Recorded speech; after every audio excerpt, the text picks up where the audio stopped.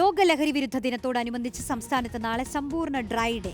Beverages corporation ഔട്ട്ലെറ്റുകളും ബാറുകളും തുറന്ന് പ്രവർത്തിക്കില്ല. സുനിഷ യെല്ലൂർ ചേരുന്നു. സുനിഷ, ലോക ലഹരി വിരുദ്ധ ദിനത്തിന്റെ ഭാഗമായി ഉള്ള തീരുമാനമാണ്. വിവരങ്ങൾ എന്താണ്?